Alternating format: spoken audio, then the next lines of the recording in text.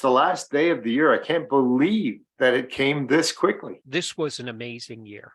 And yet somehow we managed to get, I think, over 40 shows in this year. I think I didn't do the actual count, but it's somewhere in that neighborhood. I don't remember what we did last year to end the year, but I'm thinking this year, I don't want any of our audience. Here's my disclaimer. None of our audience can hold us to this. We project managers are used to living in the past. Let's see how good we are at, I can't even say that word, prognosticating. How's that? There you go. Let's use the word forecasting. Forecasting. That's the more relevant term. Yeah, and let's see. We did have a little bit of a discussion of looking back, but let's have a discussion looking forward and seeing what we discovered this year and how we think it's going to influence and impact the next year. Yeah, and when you use that word forecasting, I'm thinking from a project management perspective on a very specific project. I can forecast. But now if you want me to paint the future, well, let me start this way. In the early days of my project management career, it was all about Gantt charts and project schedules and tasks and estimates to complete and status reporting. So it was all sorts of the technicalities of managing a schedule and pushing staff to meet that schedule, right? Mm-hmm. And as I matured, I did a complete shift, I believe a complete shift from that technician project manager to more of a project leader project manager, putting people first, putting a lot of the characteristics of what makes a successful project over and above the schedule and the budget. So I think if that's how I want to start this off in terms of my own leading from my past to the current and what that might look like even further on into the future as we look forward to 2023 and beyond. Yes, fair enough? That's more than fair. And we can actually also say, like your caveat, we can say this is highly probabilistic. This is based on our own assessment of risk and opportunity. But at the same point, we have a lot of historical data that we can rely on. Both you and I have over 20 years. Yeah. You much more in formal project management, but we have a lot of experience that we've observed, and we can trend. We don't necessarily forecast, but we can trend indeed. Well, and I think one of the experiential aspects that I bring to this particular conversation and to the last several podcasts we've done is that all I've ever done in my career, I've never changed careers. All I've ever done is IT projects, and a lot of that is project management. And I did it in 20 states, 2 Canadian provinces, and with many, many different system integrators. So from that perspective, I feel like I'm not stuck in one single rut in terms of how to do things. So yeah. I feel a little freer in terms of being able to predict the future. Yes. Isn't that interesting? The more you learn and the more you build up habits, you'd think you get stuck. But approached in an interesting way, you have a lot more discrimination. I do. Hey, just before we get started, let me share a quote. And I thought this was good, so I actually wrote it down. This comes from the Rebel's Guide to Project Management. and I consider myself a little bit of a, not a rebel so much, but, a little bit of a counterintuitive or no, I don't want to say counterproductive, a little bit of counter to some of the thinking. But here's the quote. The role of the project manager has long been shifting away from someone who can tick off tasks as complete on a Gantt chart and towards a strategic leadership position for effecting change in an organization. And I thought, as a quote to kind of foundationally start our current broadcast as we look forward into the future, I thought that was a pretty good summation of what we're looking at. Yes, yes, that is really well. So you used another word. Can you repeat that last part of the strategic change part of that quote? Yeah, I talked about project manager moving toward a strategic position. Sorry, let me start again. A strategic leadership position for effecting change in an organization. So that is good. That is good. We are part and parcel of change. Yeah. The whole career of project management is about managing change in such a way you can minimize failure and maximize success. Now, this really let's take that little lens and focus it back on ourselves. What do you see as primary factors of creating change in project management? See, this is the thing that I'm looking at. I've grown up from, like you, using card hoppers in mainframes, going to distributed computing, and then the adoption of Agile, and then, throwing Agile away because it doesn't work, and then adopting Agile again, and realizing that it's a lot more broad in project management. Now, this is big. It sets our status where we are today. What do you think are the primary factors that drive change in project management, not in business, but in project management itself? So let me answer that by beginning by springboarding from the quote that I had used.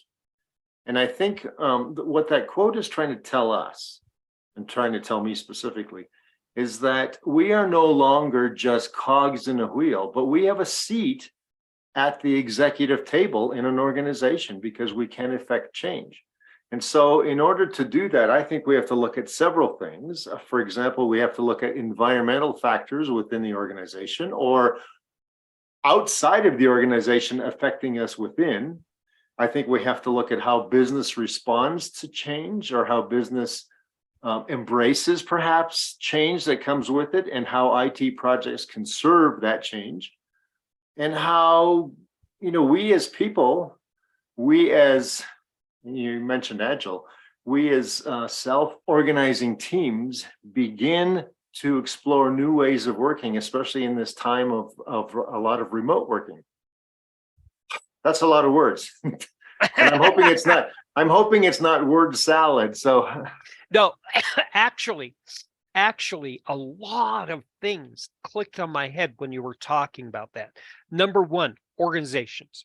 Organizations change, and so their needs coming from projects are going to change too. Okay, and we can talk many factors and many examples of that.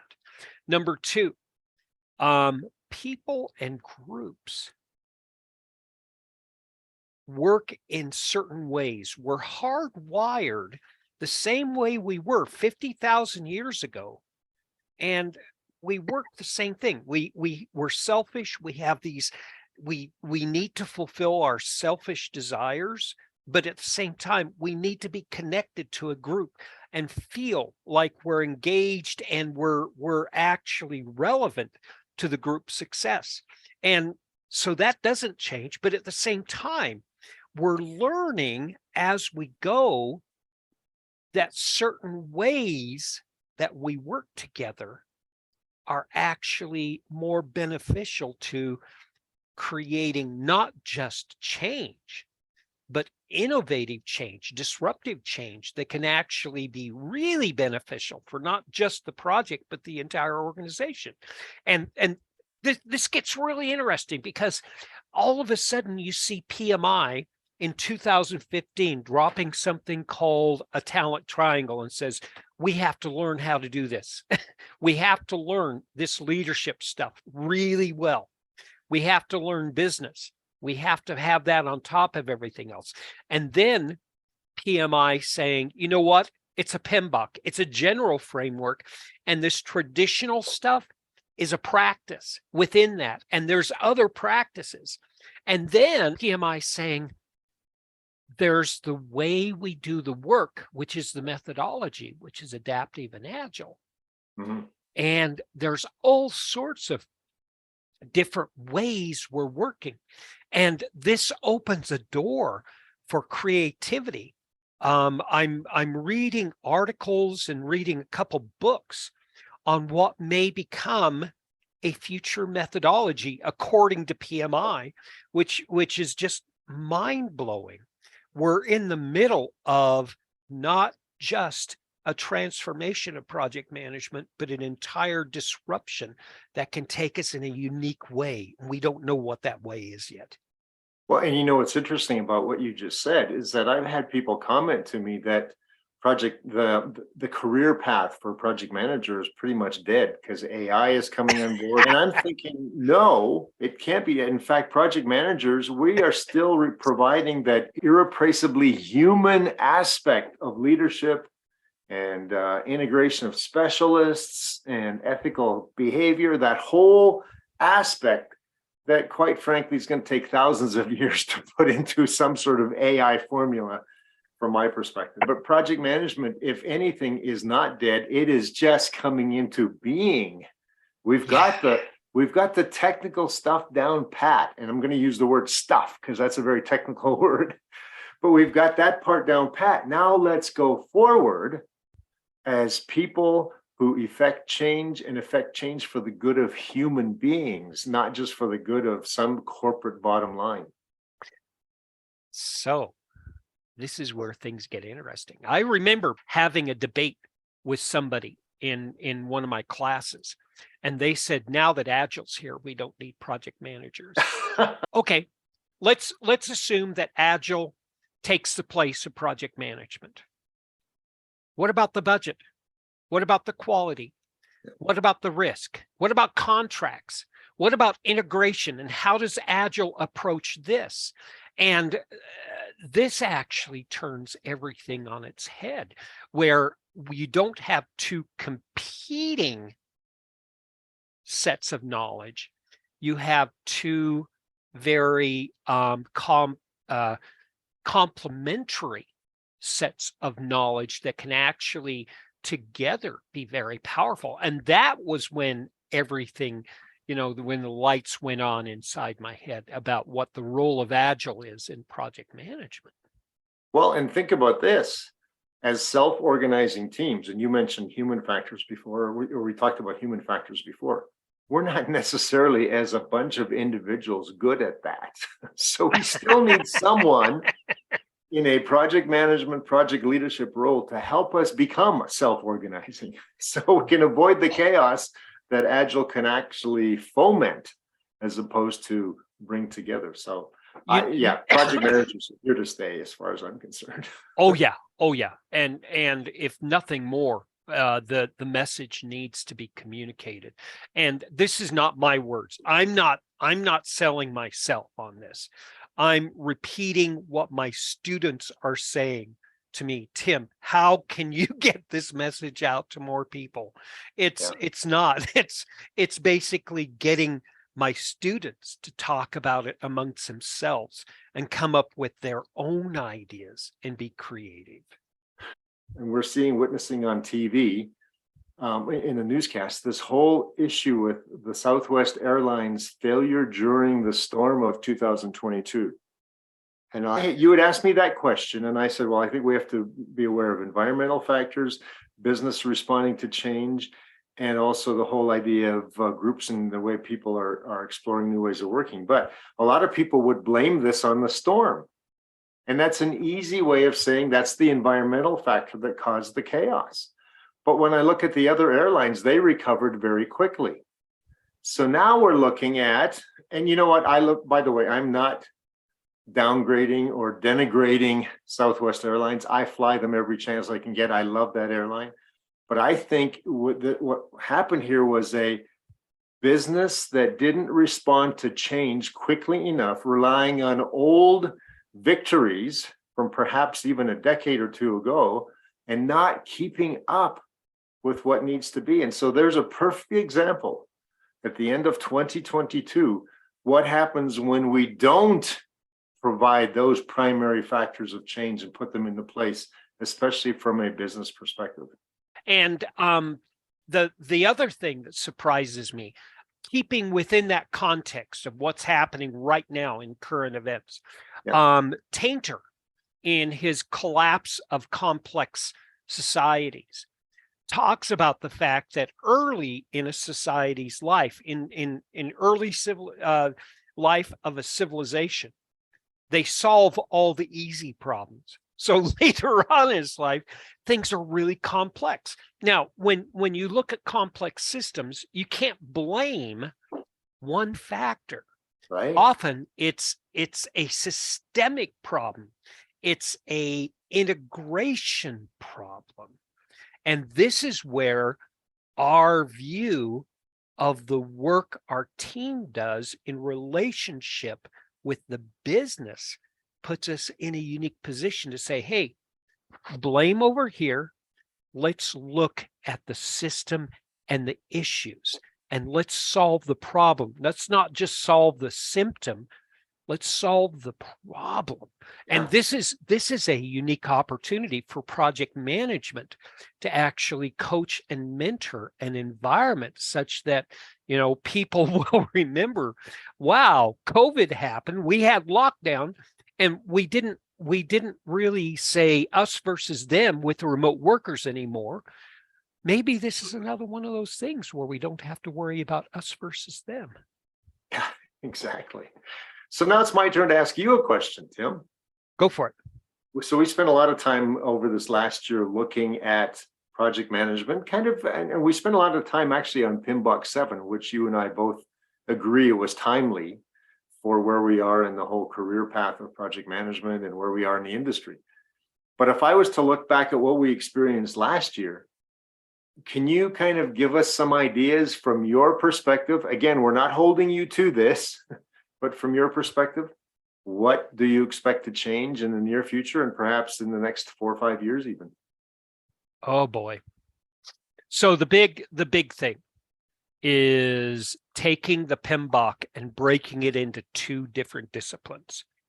You have the framework of project management, which is the principles and domains.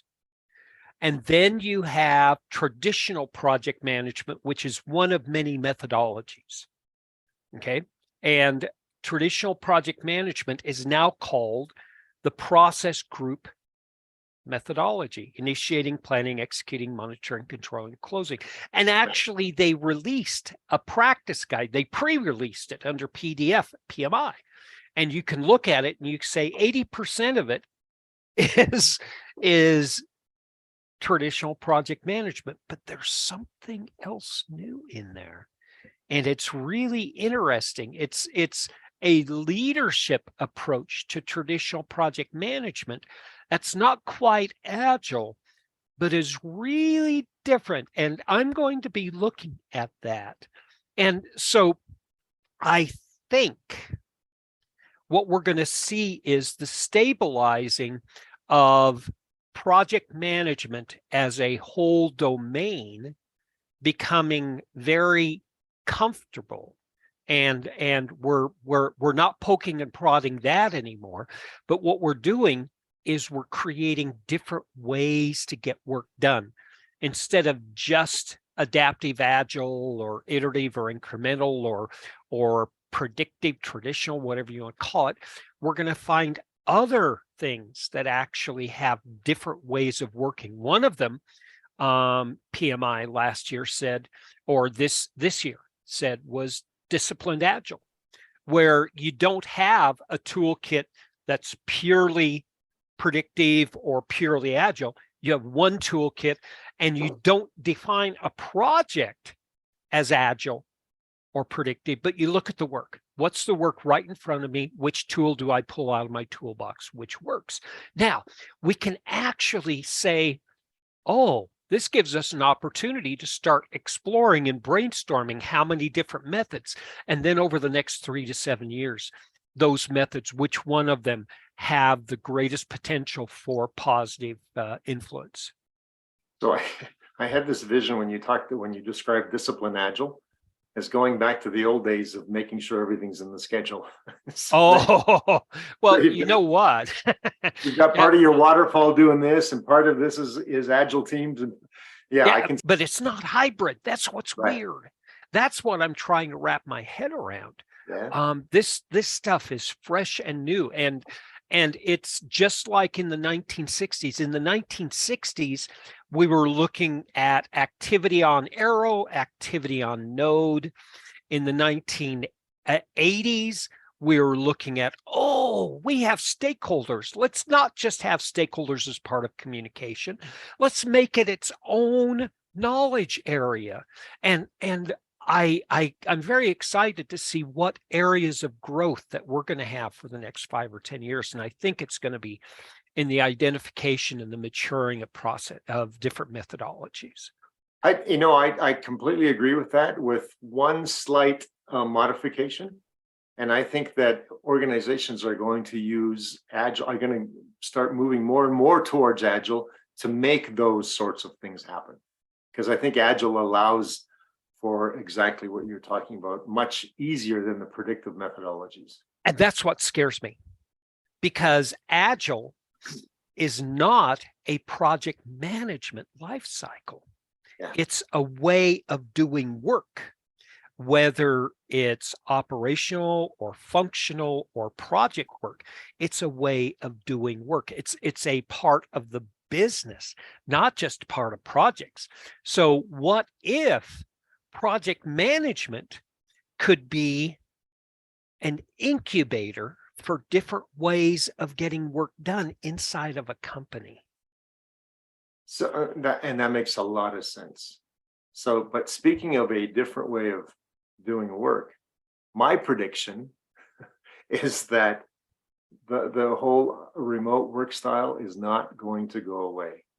I think even though there's a call for management to bring people back into the office, from an IT perspective, we have proven that we don't have to be in the office. Now, from my perspective, I don't like it as much as when I'm walking the halls, stopping over a cup of coffee. That's different than I can't just kind of zoom into someone's living room or den at home and say, by the way, what's going on with you? It's a little more difficult from a remote perspective.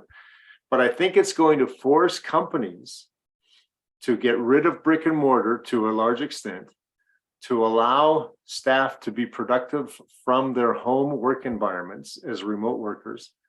But more importantly, it's going to cause them to have to come up with better management processes for those remote work environments. You are spot on, Merv. Yes, it's the role of the manager to create that environment where people are engaged and successful. And it's the role of the team to get the work done. Yeah. It's amazing to me that this is such a unique thought. It surprises everybody. When the book It's the Manager came out, it was entirely disruptive. What? The manager has twice the influence that the workers do on worker engagement? Yeah. and it takes a while for that to actually sink in your head. It's our job to make sure, whether people are remote or in the office, that they can be productive. That's exactly right. In fact, I recently lived a certain situation where the people that I was consulting with forgot to, or perhaps intended to, or whatever, not invite myself or a couple of our colleagues to certain meetings. And then a week later, needing our input for something that was discussed where we weren't involved. And so from that perspective, whether it was forgotten or whether it was unintentional or intentional, doesn't really matter. In a remote environment, you have to spend much more time making sure that people are truly in the know as to what's going on. Otherwise, you feel disconnected and you feel like, as much as hard as I try to make improvements, I'm not being allowed to because I don't know. So yeah, again, the management processes in the remote work environment have to be improved, and Yes. will be improved. Yes. That's my prediction. So what was the most surprising change for you? Yeah, Um, kind of just piggybacking off what we just talked about. That I think you and I discussed this a while ago, but this whole idea of quiet quitting. It was an interesting, I think it's a great terminology to describe what's happening. And because management has not paid attention to those remote workers as they should be, there are people who are putting in the minimum and sometimes not even the minimum, and they're quietly quitting their jobs such that productivity is falling and that sort of. So that truly caught me off guard, because I guess I come from that place of saying that I need to be valuable to society, contribute to society, yes, for a paycheck, but nonetheless, I need to be a contributing individual.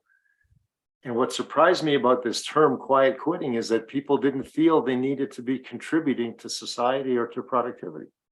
we could get into whether this is a generational consideration, or whether it's just a sign of the world we live in right now. But that is an interesting perspective, and it So is can right. let me Go just ahead. interrupt. I'm sorry, but I do want to interject. I think the whole generational thing, there is such a truism in that. But again, it comes back to managers understanding what makes different generations tick. That's my thought. How's that? You know what? All of the studies, all of the studies that I've read support your assertion there. So Here's I interrupted you, but go ahead. here's something for us to also pursue. If that was the most surprising change, what do you not expect to change over the next few years? Why don't you go first and answer your own question? And I think, well, let me think about that for a second. Okay. Okay, so let me tick off things. Yeah. Businesses are not going to go away. There may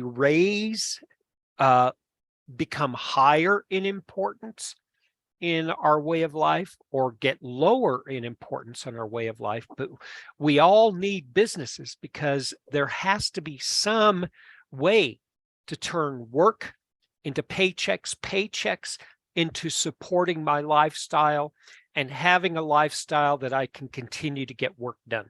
You have to have that industry, that whole thing of commerce driving the GDP, or whatever you want to call as a success metrics of a society going. Number two, human behavior. Oh yeah, that's true. Humans are not going to change. We're hardwired to a great extent, but at the same point, changes in habits and behavior take often 5 to 25 years to change, and we can't expect humans and groups to change, which is great for us. Because if you do spend 5 to 10 years studying human behavior, that means you have another 10 or 15 years of using your expertise to great advantage on your projects, which is great. In some ways, though, I've seen human behavior, and perhaps this isn't the context you were meaning it in, but in some cases, there's more discord in terms of some of the human behavior. And whether you look at it on the TV news, or whether you look at it in politics, or whether you look at it in just discourse over social media, parts of human behavior in the last few years has actually unraveled as opposed to becoming better. So that part, I think we also have to kind of bring into the equation to make sure that we can manage our teams well and avoid or nip that sort of discord in the bud. I agree with you. We have to realize that it is an influence, both positive and negative, that we bring these things into our work environment. I would ask you to consider, and I'd ask the audience to consider too. I have a little longer term view of these things towards, discord in the business environment, discord in politics and society. I see it as an ongoing cycle. And, just like we have cycles of pandemics, I think we have cycles of discontent based on long-term decisions that influence more than 20 or 30 years. And Yeah. I think we've grown complacent because we've had a relatively stable time, not just in your and my lifetimes, but even our parents' lifetime. You know, they became teenagers. My parents became teenagers after the success of World War II. And sure, there were small wars, but nothing like what their parents went through. And diseases, by the time our parents were adults, they were getting vaccinated and diseases were actually being controlled. And now all of a sudden we're realizing that this we didn't end the war on diseases. We didn't end the war on wars of politics and that kind of thing. It was just a healthy pause. And I think that we're feeling a sense of that frustration at the global level, not just, inside of individual nations. Yeah, and what I find also is when the same people that will excoriate you over social media, if you meet them live over a beer, they're your best friends. So some of that's got to do with anonymity. Boy, I'm having trouble with my words. Yeah, anonymity. Yeah. And if we can kind of maybe this goes back to the whole quiet quitting and the remote work style and the remote kind of engagement, is to make sure that we are inclusive, that we are ensuring that communication happens. Because people disagree with you if they don't know you over silly things. And Benjamin Franklin talked about that in his Virtues, and George Washington talked about that in his Civics. And they said, there is a veneer that we can add to our behavior that says we accept the temporary bad behavior for certain people, because people being different allows for different ideas, and different ideas allows for innovation, but only if we agree on being different together. Yeah. I know we're talking about what we expect not to change, but you and I would not be having this conversation about the human aspects of what we're going through as project managers 10 years ago. This would not have come up 10 years ago, because I think our style 10, 15 years ago was more autocratic, more rigid, more 9 to 5, or in IT, more 7 to 12 midnight. Right. But if you think about it, a lot of what's good about what we've done in our career paths is that we have brought in the human aspects, and we've allowed people to become more than just coding cogs in the wheel, but actually become part of the decision-making body as well. And it's much more fun now to manage projects where everyone's in the know and everyone is contributing to the success for your client. I agree. Rate of change. Is that surprising you, or were you expecting this? No, I was not expecting this. Maybe in some ways COVID helped, because people had to scramble. Organizations had to scramble to get sort of the remote working style, the Zooms and the Teams and all of those tools in place. But in some ways, it happened so quickly. Do you remember going to the fair and playing a game called Whack-A-Mole? Mm-hmm. That's what I felt like. Like you just kind of address this issue here, and this one pops up, and you hadn't seen that one before, so you address this one and this one, and it's like you just keep on whacking these moles to kind of keep them subdued. So it's come very quickly, all of the change, both good and bad. Yes. I remember back in the late 90s being introduced to Drucker and W.E. Deming. And they were both forecasters saying that the information age is going to be well on its way in the 21st century, and that the rate of change, acceleration itself, is going to accelerate. And we have to be prepared for that. And I was thinking to myself, okay, that makes sense, but just experiencing it and just realizing that it's not just whack-a-mole, it's a bunch of spinning plates. Yeah. And we're having to figure out a strategy to keep all the plates spinning. The job is not to keep one plate spinning and then catch the others before they fall. The job is to keep all of them stable for the big picture. And this, I think, this idea, and we're coming back to this whole systemic vision of that a project manager requires, that integration aspect. I think this is going to be more and more important as we see this. That integration, I think, is going to play more and more a central role. Yeah, you just reminded me, because I'm old enough to remember the old Ed Sullivan show. And so for those people, 99% of our audience who are much younger, feel free to go onto YouTube, look up the Ed Sullivan Show spinning plates, and you'll see what Tim's meaning, because that gentleman was amazing with what he could do. But yeah, sometimes with the speed of change and the speed of things coming at you, you feel like you have to keep all those plates spinning just to be able to stay on top of things. So that's a great analogy. My whack-a-mole was probably more for the problematic aspects that arise, as opposed to various tasks that we have to manage. Yeah. So let's take a stab at the big answer, a big question. You have project managers who are just coming into their own right now. They've learned scheduling, and they've learned budgets, and they've learned risk and quality. What would you advise them to be prepared for these changes that we're going to be going through, both in the next year and the years to come?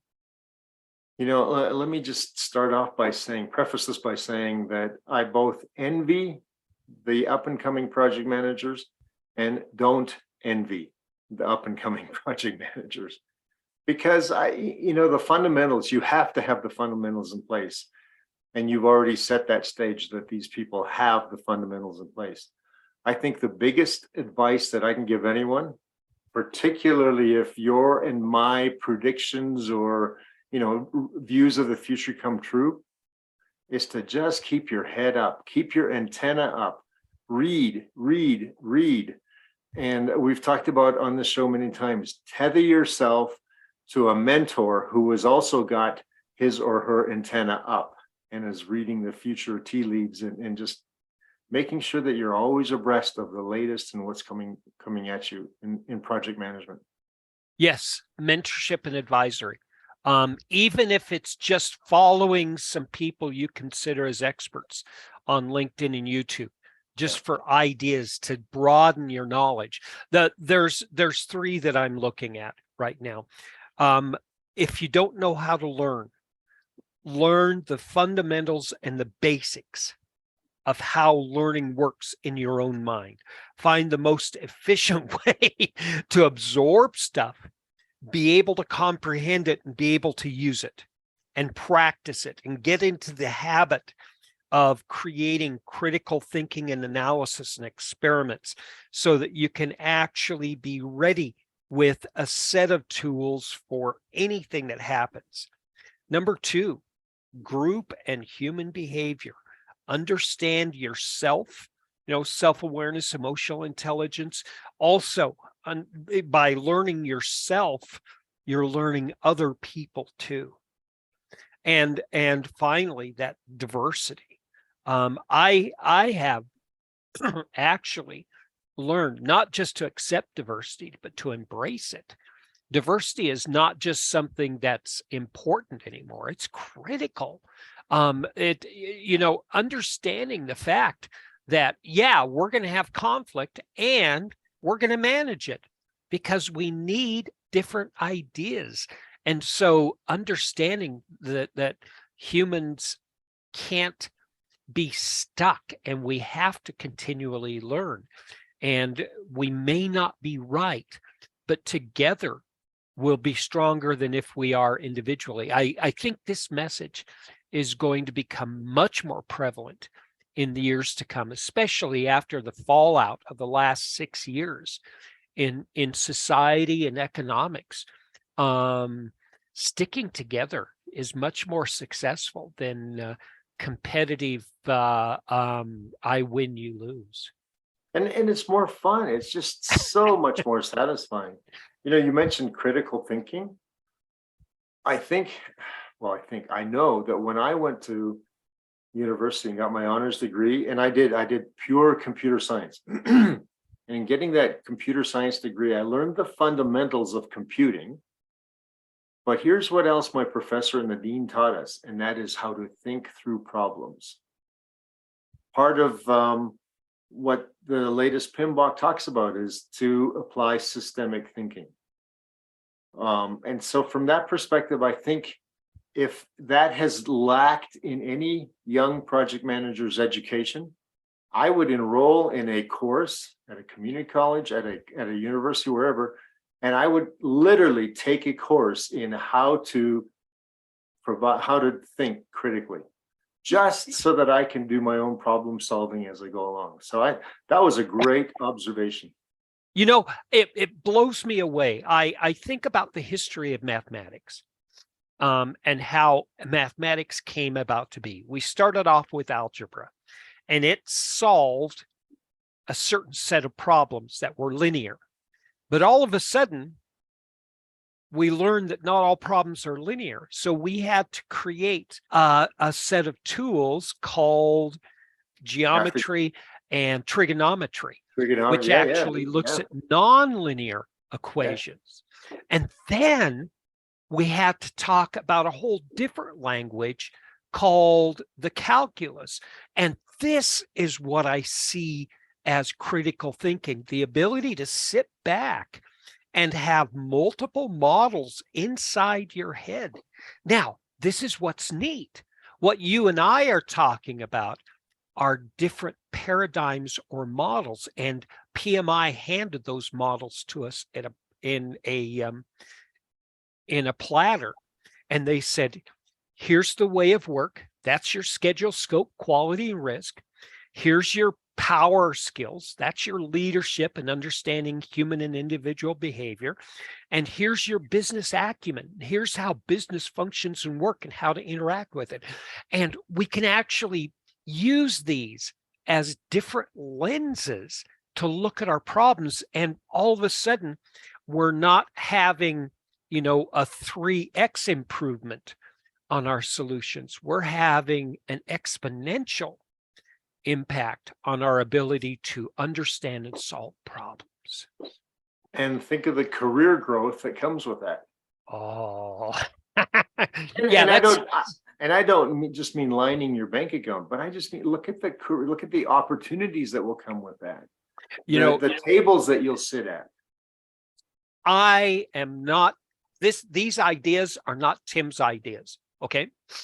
I got these ideas over 7.5 years sitting at the seat of people who run multi-billion-a-year companies, being in the boardrooms, hearing the problem solving, looking at the faces and the body language of the people solving these complex problems that often are multi-generational problems that are going to impact the corporations.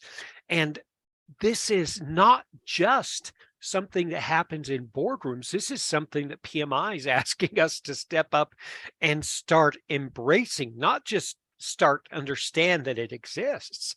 This is awesome. It is. So I don't know if we've, broken through some sort of glass barrier in terms of some outlandish prediction for the next 1 to 5 years. But I think based on what we've talked about this year and what our experience tells us, I think that we have come pretty close to painting a pretty good picture of what we'd like to happen. Yeah. Now, the question is, what in pure project management form, that's the best of all worlds. What's the worst of all possible worlds? Yeah. You mentioned one, which is automation, fear of automation, especially automating decision making. And that's something that we don't talk about. AI is starting to show that it can write books. in the manner of different authors. It can write poetry. It can create photographs and things that are virtually human. They're passing the Turing test, and this whole decision making is tricky. We're not at the point where an AI model can understand human behavior and actually articulate, explicitly the facets of human behavior. So we're safe for another generation or two there. What else do you think could possibly go wrong with our jobs? Well, let me just go back to what you had just said, what you just talked about, because I read an article this week, interestingly enough, of a college professor who caught a student cheating on a long essay. He had used some sort of AI product that the college professors, the colleges have not yet caught up with, were not even aware it was out there. Except what made this college professor look at this particular situation was that some of the sentence constructs were written as though they were a very erudite 12th grader. And he knew that most of his students were not that erudite. And therefore, as he looked at this, he kept thinking, this something is going on here, and discovered this AI tool. So in terms of what could go wrong, I think that the more we take away from people to be able to put the work in, the more we will create the quiet quitters and the people who are just putting in the minimum. And that scares me just a little in terms of what we are doing to our children and grandchildren through all of these automated innovations. What and the question now becomes, what cannot be automated? What cannot be duplicated in these AI models for the next 20 years? And how within those next 20 years can we come to a comfort place that actually says, we're not going to compete with these things. Let's actually look at a SWOT and see where AI can do its best work and people can do its best work, and we can work together. Yeah, exactly. Anytime we have very successful automations, it seems like the negative aspects of human behavior want to come out and use it for not good. You see that in the history of codes with spies, that there are great leaps and bounds in understanding codes and code writing. And then all of a sudden you're able to break that code. And then there's another leap and bound, and this is bound to happen. And it's we're just seeing the same thing in the automation of work. Now, I think it's what you were saying early in this show about what is really great and both what is really scary for the future of our of the people who are going to follow us. And yeah, they're going to have their hands full, both from an opportunity and a threat. And the problem is, it's the same environment, it's the same tools, it's the same position we are in society that are actually creating that unique opportunity, which also brings its threats. Do you remember the song? This would go back to yours and my time. The song was "In the Year 2525." By the time human beings evolve as a result of automation, you're basically, all you're left is a finger or something along those lines. So well, it's like, you know what's fascinating though? We always look at everything's going to fall apart at midnight. Yes. Yeah. And human beings by nature around 11:30 or 11:45 figure things out. I'm amazed at how we've been so resilient and be able to handle and manage it, whether it's disease, whether it's political unrest, whether it's supply chain, whether it's finding a vaccine for a really, really bad type of flu. It's amazing that we are so resourceful. Um, I I don't have hope. I don't believe in hope. I believe in actual results and actual work. And that's what I'm basing all this on. I've seen this time and time again played out through millennia of history. And you and I've seen it in the last 4 years. Anything could have crushed us easily. And we're still here in a relatively stable position based on everything that's hit us. We shouldn't be there. Well, and I actually heard some wise words from a politician this week. I know, hold on to your chair. No, the thought was, instead of going after all of these non-essential items that we're spending money on, and it's not just the US, it's many countries, why don't we all come together and figure out how to inhabit Mars, or how to inhabit the seafloor, or something along that line, so that we can get humanity ready for when we truly take away all of the resources of this earth to sustain life. So, I mean, I thought that was kind of forward thinking, and that's very futuristic. And I'm really interested in what our history over the last 5 or 10 years is going to impact on our focus and attention. Right now, we're looking at space like Magellan did and like Columbus did, and only the wealthy are able to travel right now. And I'm very interested in how we can actually speed up the process and understanding what our forefathers went through, actually do it more effectively and more efficiently. I don't think that we as a species are there yet, but I think that we have the ability to come together and figure that out if we need to. And that's where my 11:30 to 11:45 at night solutions come from. And if you think about it, all of those kinds of conversations need project managers. Oh yeah. because, because we're not going to make those innovations without people who know how to manage automation, IT, and the human aspects of delivering projects. Yes, indeed. Have we exhausted this topic? I think we've done about as well as we're willing to go for. I hesitate to go any further out, or to go out to the end of the board for fear it will break. Or we'll become, instead of pragmatic project managers, we'll be erudite philosophers. Yeah, no, not on this show. Maybe another show we can do that. Show, yeah. But yeah, I think we've done well. So let's make an agreement. We still have about 15 tasks on the exam content outline to explore. I have hundreds of questions from my students in my project management classes, but at the same time, I think we have other things that we can talk about that are going to be not just relevant to project management, but to the environment that we all work and live in too. I'm very excited for this next year to be continuing this show.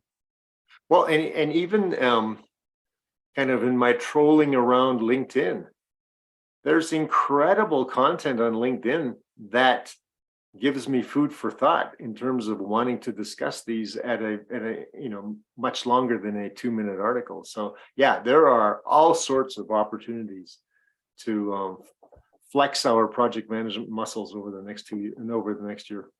Yes, indeed. So for now, where can we reach you if we have questions or have comments? Well, certainly on LinkedIn, because that's where I find some of the things that make me tick. But yeah, LinkedIn, Merv Jersak at LinkedIn, it's a great place to kind of ask me questions or correspond or challenge. And myself as well. That's the primary tool I use for outreach to the general public. So if you want to reach out, that's and yeah, I accept connections. That this is where my great ideas come from. Not just, I think this is the way. It's listening to you guys and you guys telling me what you experience. Well, and before we close, I can honestly say one prediction that can come true or will come true. New Year's is right around the corner. Yes, it is. Does 2023. not stop. Yeah. It does not stop, does it? Thanks again, Merv, for a great show. Thanks for everybody who's listening either now or in the future. And if you do leave comments or questions, we're more than happy to respond. Great. Appreciate you all. Thank you. See you next year.